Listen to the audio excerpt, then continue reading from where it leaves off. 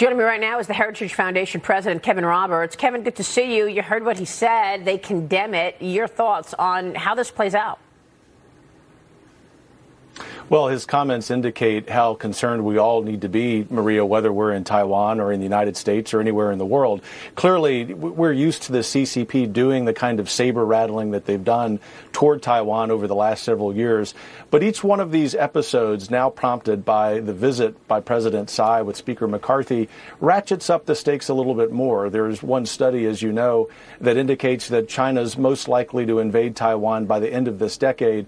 We at Heritage believe that the possibility is a little bit sooner. Obviously, we hope and pray that doesn't happen. But the main thing is this.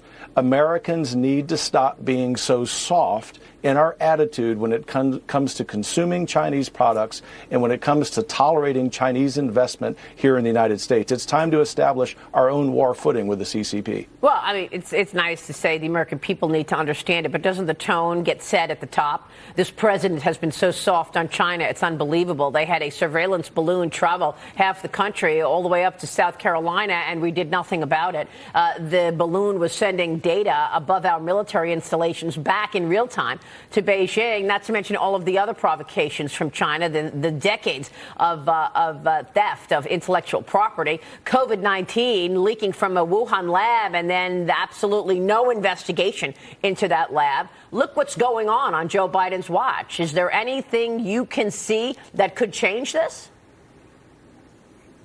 No, he's too soft. He's simply incompetent.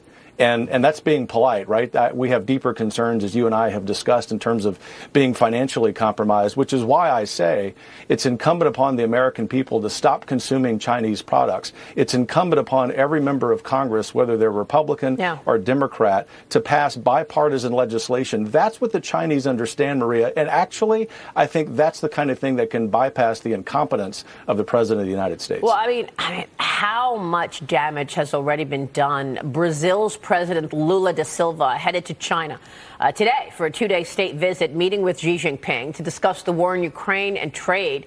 It comes after the two countries struck a deal last month to ditch the U.S. dollar for their own currencies in trade transactions. Kevin, are you worried about the U.S. dollar status as being the world's reserve currency?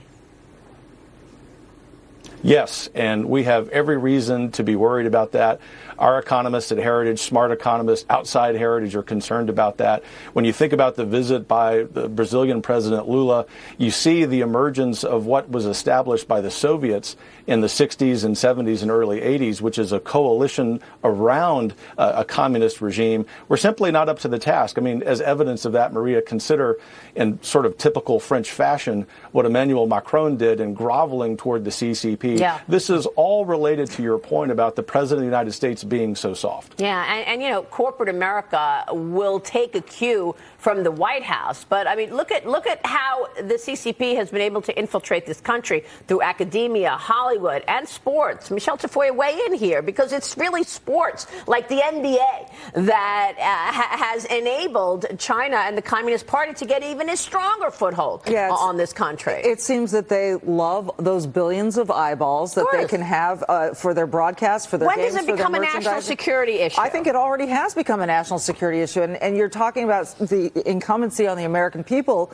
to buy American. What about the incumbency on the United States government to say, let's bring manufacturing back here, and let's, as you've stated, Maria, get tougher on China? The softness in this relationship is mind-boggling. And if this war or invasion in Taiwan happens, or even the Taiwanese Strait is patrolled, I mean, we saw supply chain issues before. You ain't seen nothing yet. Now we're trying to keep up with them, Kevin, right? I mean, it was that the U.S. was in the lead on so much innovation, and the CCP was stealing it. But now they're in a position to actually innovate themselves. Alibaba is unveiling its AI model.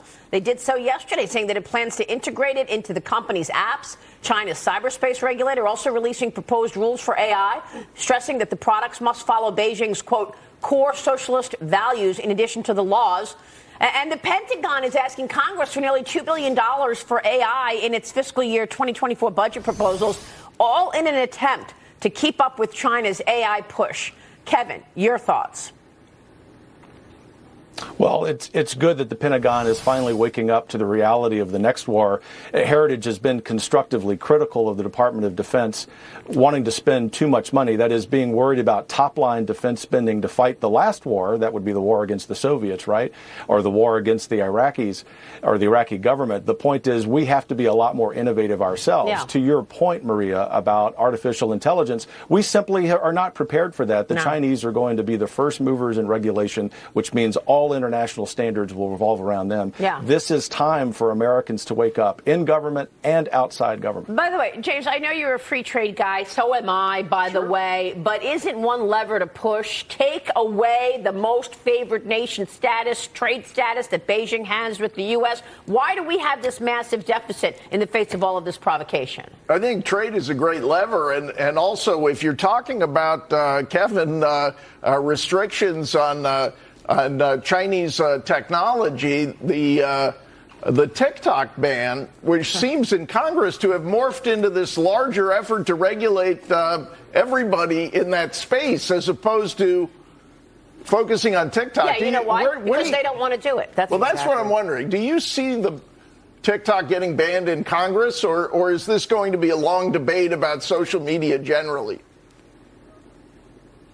Well, a great idea, which is to ban TikTok, got co-opted, surprise of surprises, by the typical political morass of Washington, D.C. I am still optimistic, as you know, James, that we're going to get a ban on TikTok. It may require another election cycle, and it certainly would require, back to Maria's great point about the incompetence of the president, for him to take a leadership role. We're just not optimistic about that. And so this is why this morning and every day we're emphasizing so much the necessity of the American people to say, we're not waiting for our elite political class to tell us what to do. We're standing up for America today and every day. Yeah, I know why. I have the answer. Because nothing trumps the Democrats' desire and need to stay in power. Nothing trumps that. That, at the end of the day, is the priority for this administration. And they know that TikTok speaks to young people. And they're not going to ban TikTok, Kevin. That's my opinion. Because look what happened as soon as the conversation starts. Alexandria Ocasio-Cortez does a video on TikTok. Yeah, I understand your pessimism, but I guess because I spend so much time outside Washington, D.C., Maria, I know what the American people want. And it may be that we're not going to be able to do this until the next very successful election cycle for people who want to stand up for America against China. Yeah. We'll probably have to wait that long, but I can guarantee you this, Heritage is not going to stop fighting for it. Kevin, thank you. Kevin Roberts joining us this morning from Heritage, and we'll be right back.